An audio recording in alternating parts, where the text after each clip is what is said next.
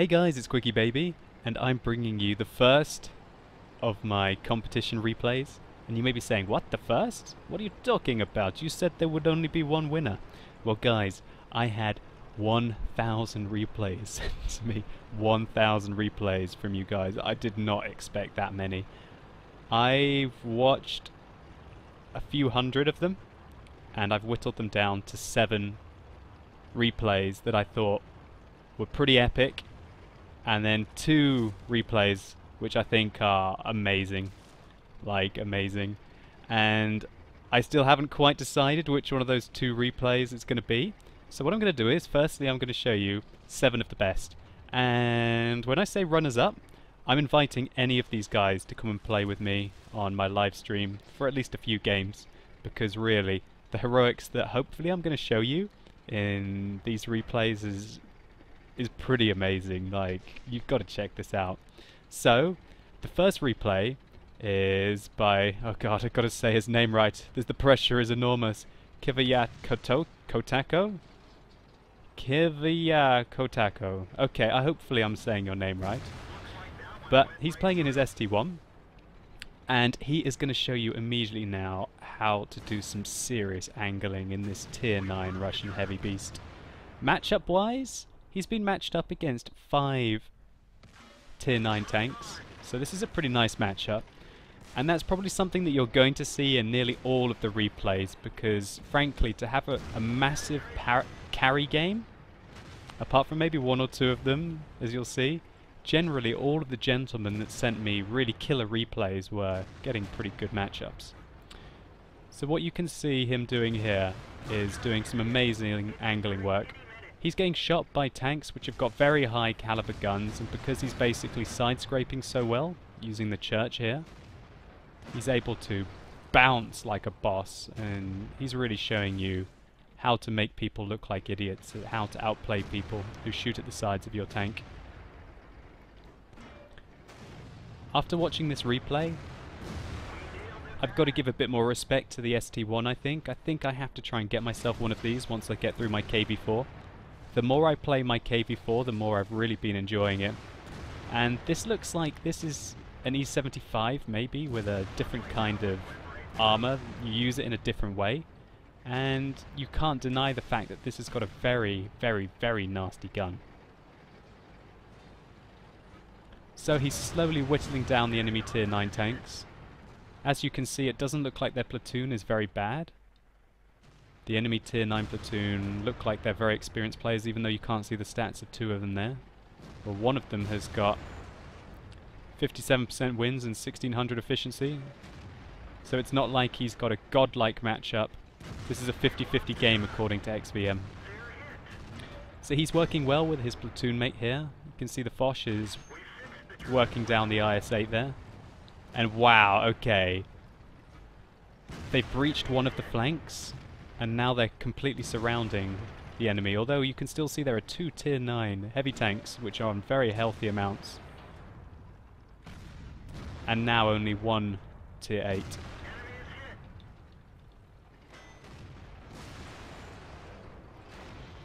So we can see here that Kiviya Kotako, hopefully I'm saying your name right, dude, apologies if I'm not, is still absolutely rocking it.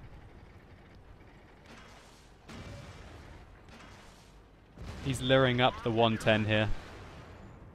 He looks to see if he can get a shot on the M103 as he was on low health, and I don't think he's very worried about the penetration of the 110.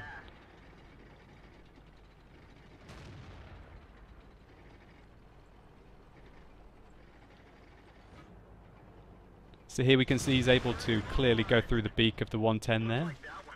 But the 110 was able to penetrate him.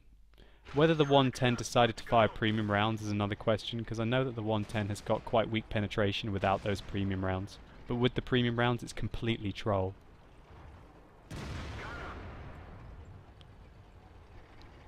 So he's able to be the last man standing in town.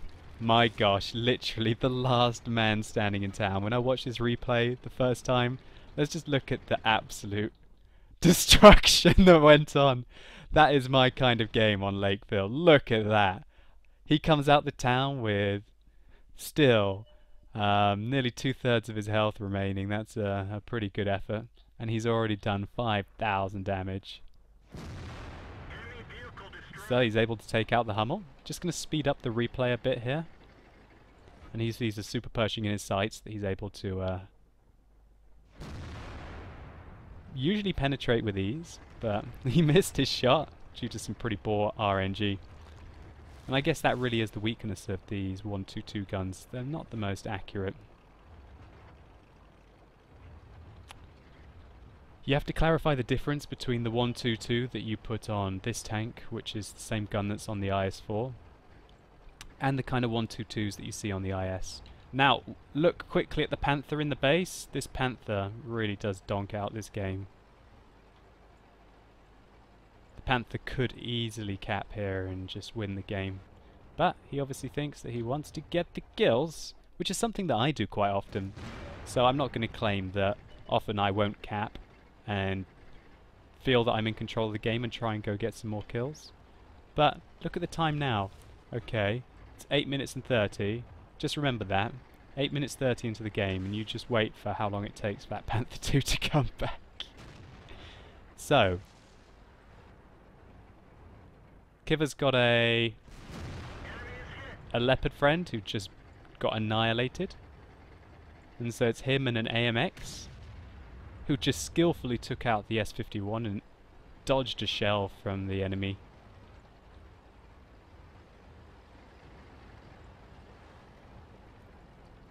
So Kiva's up to nearly 6,000 damage. He bounces the IS-8 there. I reckon the IS-8 is still a very strong player. He's in the platoon with the other good players. And we can see him here using the Leopard for cover. He's side-scraping again.